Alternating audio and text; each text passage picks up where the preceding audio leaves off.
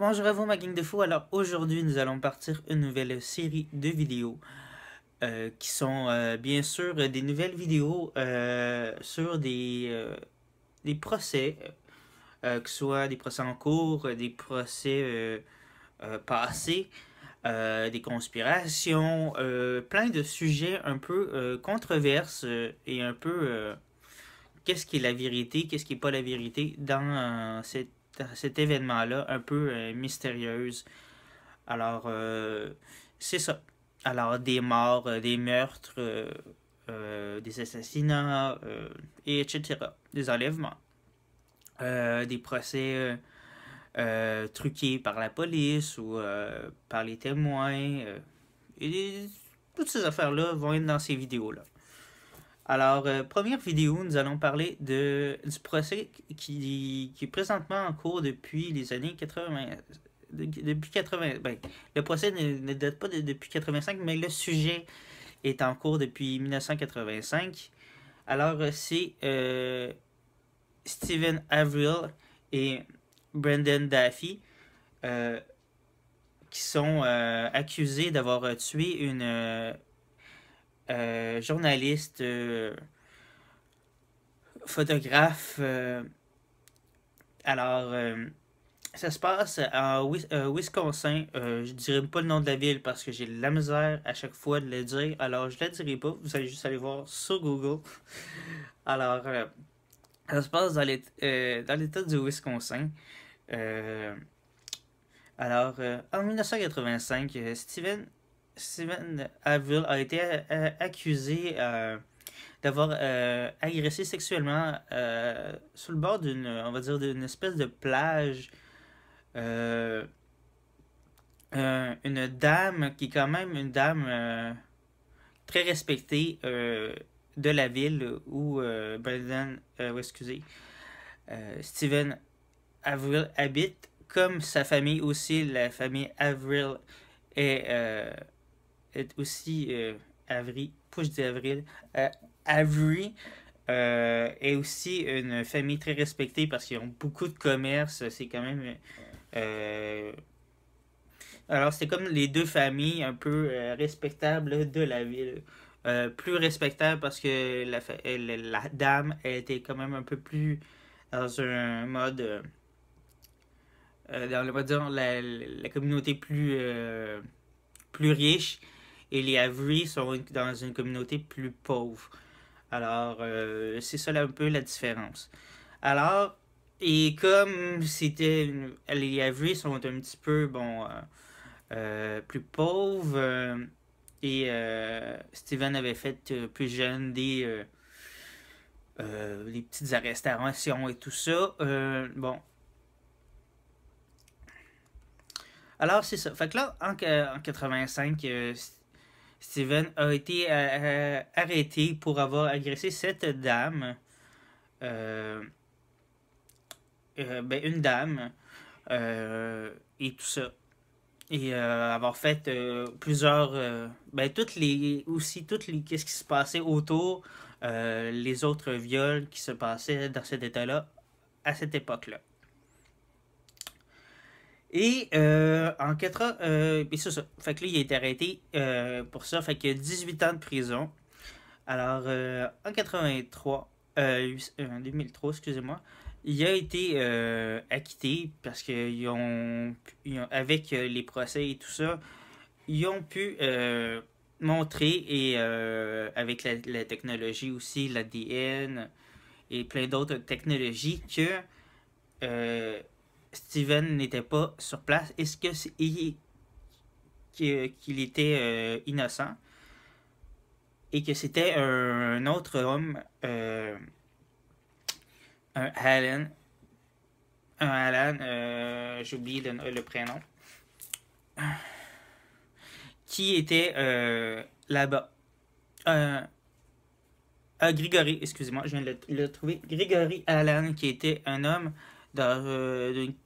qui était qui avait fait ses actes de viol et compagnie et tout ça. Alors là, quelques temps plus tard, bon, c'est ça. Fait qu'en 2003, Steven a été acquitté. Bon, il a passé à la télé. Bon, euh, il était supposé d'avoir une compensation qu'il a pu avoir. Et 2 ans plus tard, euh, on lui a collé sur le dos le meurtre de Teresa. euh, de Teresa. C'est ça. Qui a été, c'est ça, la journaliste, qui aurait été quelques heures avant le supposément meurtre chez Steven Avery pour filmer et prendre des photos d'une auto. C'est ce qu'on sait. D'une auto, puis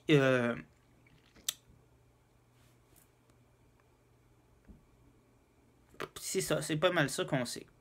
Puis que bon, c'était pour une entrevue sûrement sur la job de Stephen Avery et de sa famille qui était des cases d'auto, ramasser des vieilles autos, puis et tout ça. Alors, c'est tout ce qu'on sait. La dame, on sait qu'elle avait fait une vidéo quelques temps avant sur qu'est-ce qu'elle ferait si elle mourait.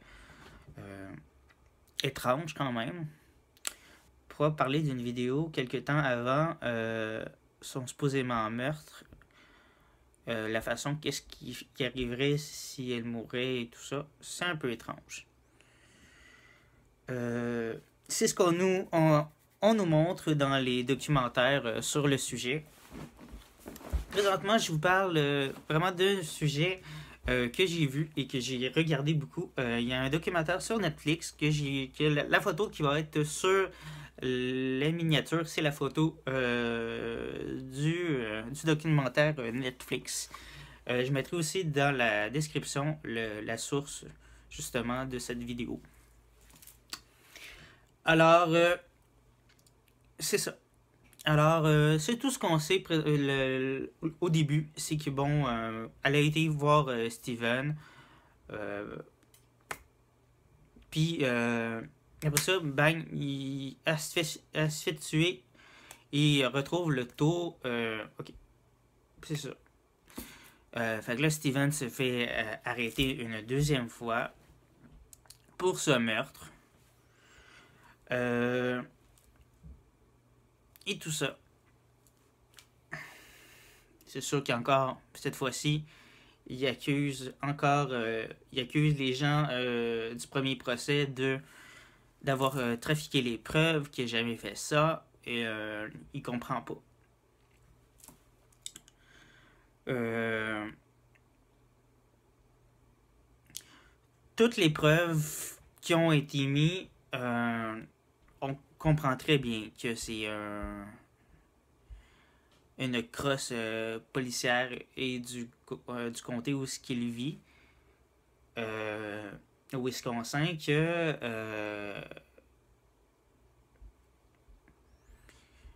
ont trafiqué tout de A à Z.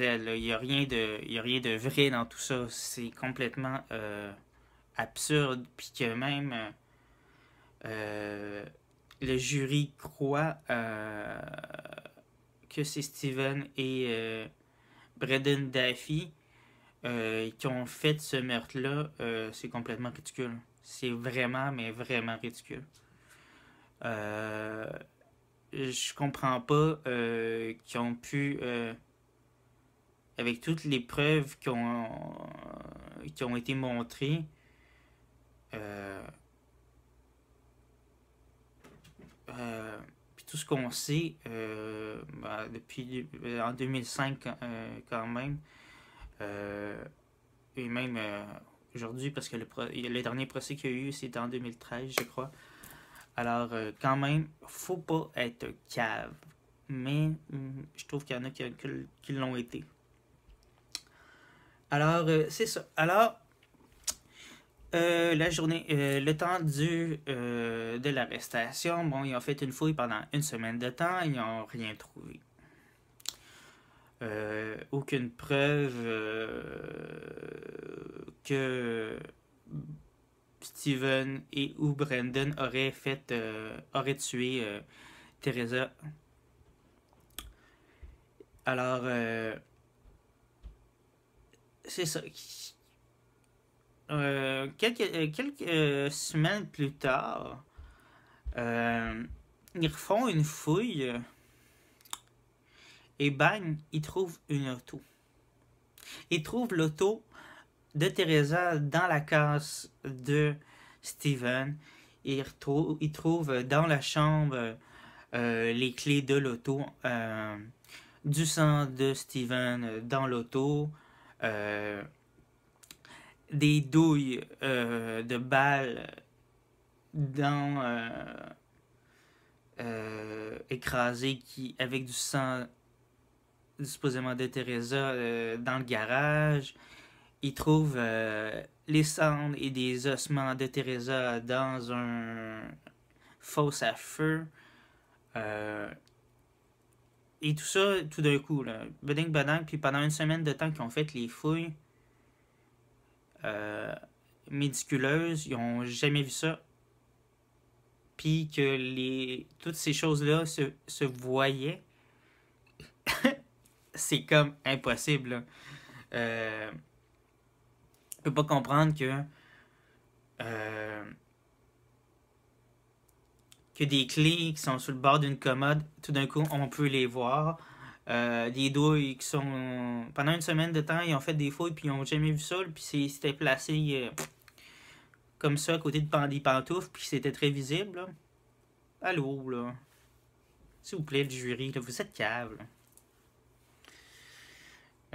Fait que c'est ça. Pendant deux jours de temps, ils retrouvent des affaires, ils trouvent des affaires sur Teresa, ils trouvent des affaires sur Teresa chez les Avery. Alors là, c'est ça. Puis pendant ce temps-là, Steven, lui, il est enfermé dans la prison de la ville. Brandon, qui est le neveu de Steven, aurait supposément participé à ce meurtre.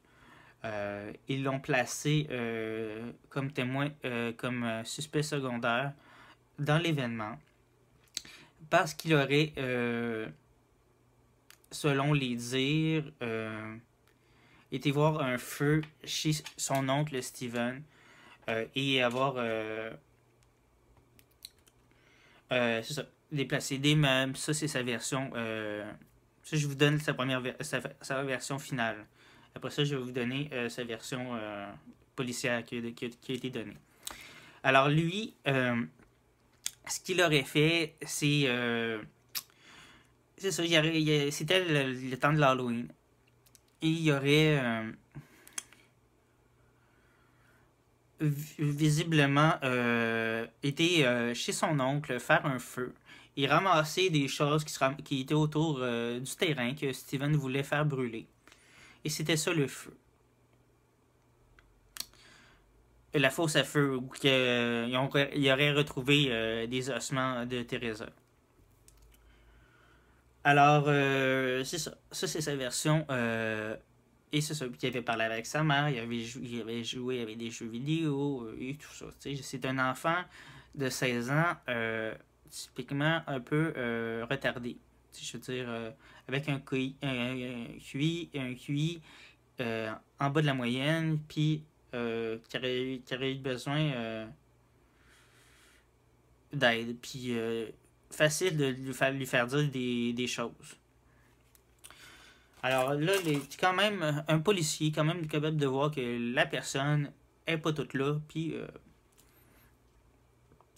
alors là, fait que c'est ça. Fait que depuis le 2005 à je me rappelle plus la date du dernier procès, qui ont été, je crois c'est 2008.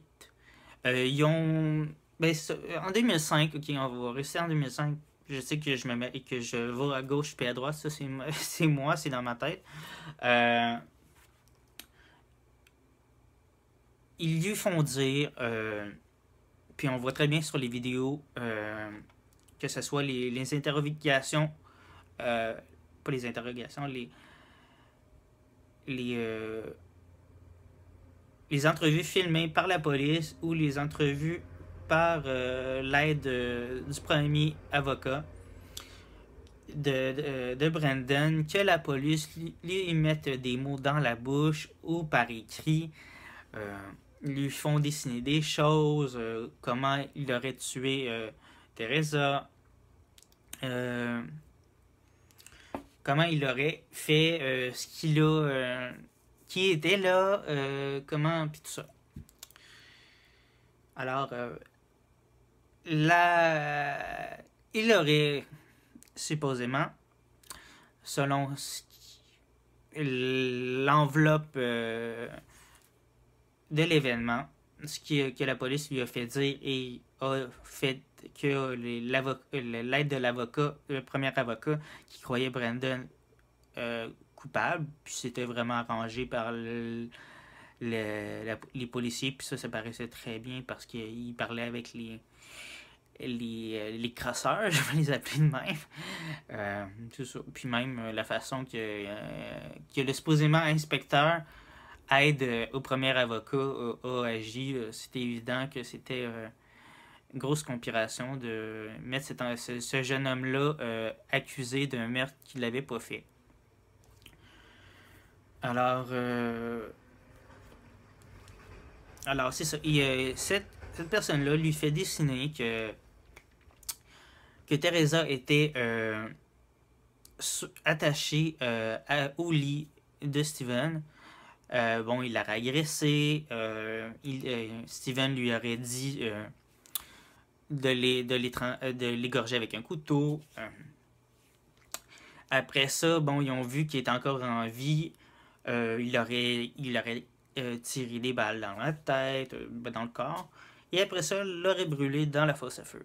Ça, c'est ce que les avocats d'accusés ont voulu mettre sur le dos Steven et surtout Brandon, parce qu'ils n'ont pas vraiment bâché sur Steven. Ils bâchaient vraiment plus sur Brandon pour accuser Steven de l'événement. Alors c'était vraiment plus ça. Il utilisait ce petit jeune-là qui était moyennement intelligent pour mettre quelqu'un d'autre, mettre Steven dans l'événement et l'accuser. Excusez-moi, je suis au bord de l'eau. C'est ça, c'est une vidéo très longue.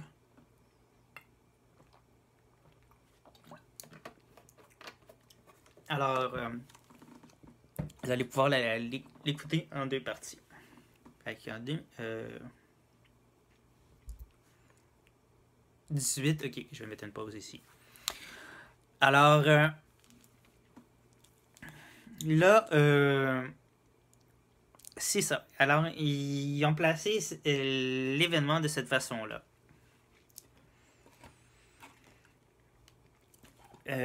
Alors là, c'est ça. Ils montrent des preuves. Ils montrent que, ben, c'est ça. Comme je vous disais, les balles, la clé, l'auto. Ils passent des. Bon, c'est sûr. Ils passent plein de médecins qui auraient analysé le sang, analysé la scène de crime. Et tout. Des témoins de la famille ou des gens de la famille de Steven Avery, de Teresa. Alors, c'est ça. Puis on voit très bien, on est quand même assez intelligent au Québec, et j'espère ailleurs, pour savoir que s'il y avait un meurtre dans une pièce, le sang avec un certain produit médico-légal de la police, nous verrions en fluorescent les taches de sang. Sur le lit, sur les murs, nous verrions des traces de cordes laissées sur ou de chaînes ou quoi que ce soit sur le lit. Des traces de corps sur le lit. les traces de balles, le sang sur les traces de balles. Sur la clé, nous verrions l'ADN de Teresa dans l'auto aussi. En plus, c'est son auto. Alors, mais tout ça, rien. Aucune trace de sang dans la chambre. Aucune trace d'ADN de Teresa, ni dans l'auto, ni sur sa clé, et ni sur les balles. Alors, posez-vous la question. Là. Tout le seul ADN qu'ils trouvent partout, que ce soit sur les clés, sur les balles, dans l'auto de Teresa, c'est l'ADN de Steven Avril et des supposément traces de sang qu'il aurait mis d'une façon qu'il aurait mis s'il aurait été blessé et quoi que ce soit.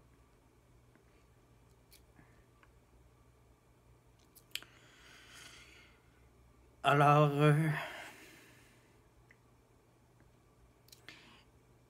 et aussi, il trouve, après plusieurs années, des traces de sang de Teresa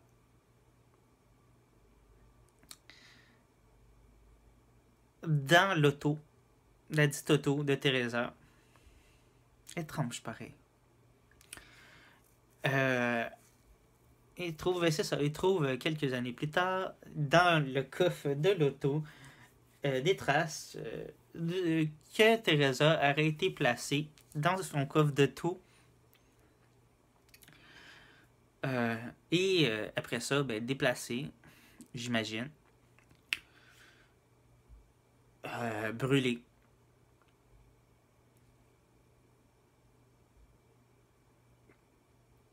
Et aussi, bon, elle avait été tuée avant d'être mise dans l'auto, puisqu'il y avait des traces de sang au niveau de qui aurait été sa tête.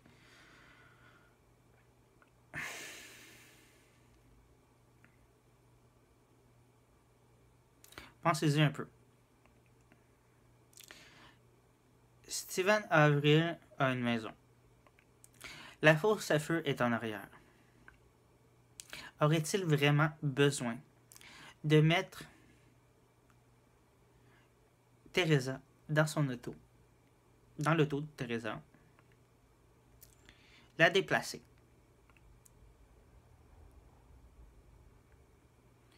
dans son auto, après ça, la foutre dans la fosse à feu qui est juste en arrière de la maison? Non. Puis que l'auto est à plus de 3 mètres et un peu plus de la maison, dans la casse à voiture. Et aussi, il aurait trouvé des ossements de Teresa dans une autre fosse à feu,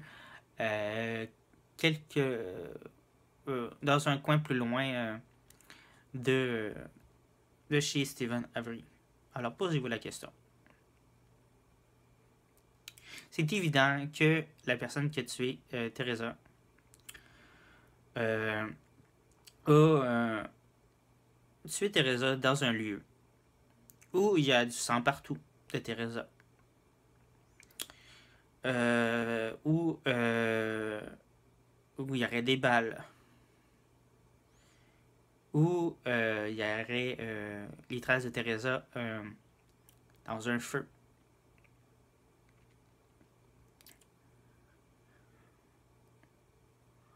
Ou à partir de là, à partir du lieu du meurtre, la personne aurait mis Teresa dans le coffre de son auto, aurait pris l'auto, elle l'aurait brûlé et ça aurait fini là pour Teresa. Ça, c'est vraiment la conclusion vraiment plus simple. C'est que à partir du moment que Teresa est partie de chez Steven, il s'est passé quelque chose, il y a quelqu'un qui l'aurait peut-être suivi, quoi que ce soit. Alors là, les gens, c'est ça, fait que là, les policiers sont accusés. Alors, il y a deux policiers qui sont accusés d'avoir trafiqué, plusieurs. C'est sûr que tout le comté de cette ville-là de police est accusé de trafic.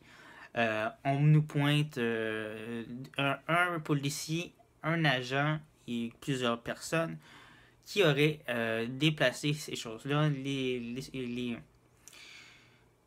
euh, la clé, l'auto.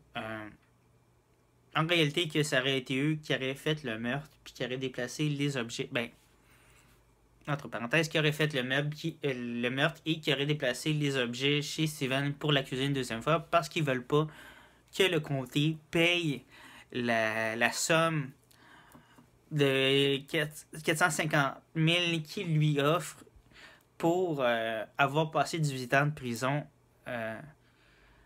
faussement. Alors, c'est ça. Fait que là, c'est évident que tout ça est fait pour le faire chier. Faire chier sa famille, qu'il perd toute crédibilité qu'il a pu avoir depuis 2003 quand il est sorti de prison, puis qu'il a prouvé que la ville l'avait faussement accusé. Et tout. Alors, en plus, tout ça, toutes les appuis de 2003 ont laissé tomber Steven Avril. La fondation qui avait été créée pour lui l'a laissé tomber. Et tout ça. Alors, c'est ça. Fait que Steven et Brendan ont été accusés du meurtre de Teresa. Et présentement, c'est toujours en cours. Maintenant, encore en 2017, c'est toujours en cours. Alors, Steven a toujours plaidé non coupable. Présentement, en 2017, il a porté une nouvelle accusation qui serait sur la simple évidence que peut-être ça serait l'ex-conjoint de Teresa, parce que Teresa, selon les témoins avec qui elle travaillait, il y a quelqu'un qui l'a harcelé. Alors, est-ce que... Et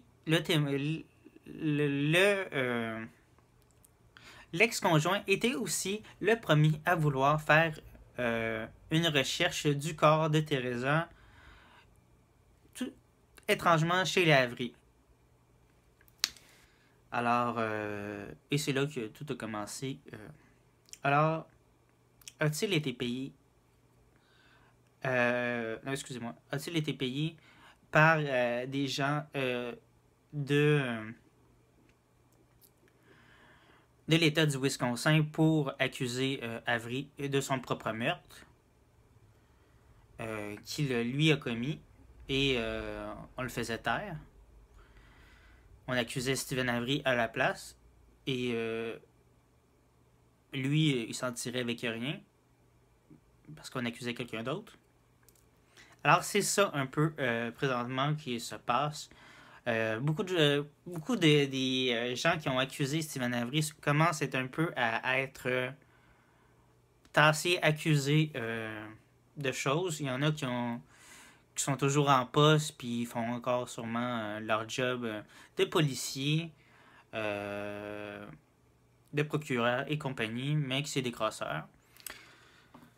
Alors, c'est ça. Steven Avery et Brendan ont été placés présentement. Ils vivent exclus dans une communauté portuaire. Alors, c'est ça pour ça. Alors, 30 minutes de vous avoir parlé d'un gros sujet. Un gros sujet qu'en réalité, on voit très bien que la police avait une grosse dent pour Steven Avery, et ils l'ont eu.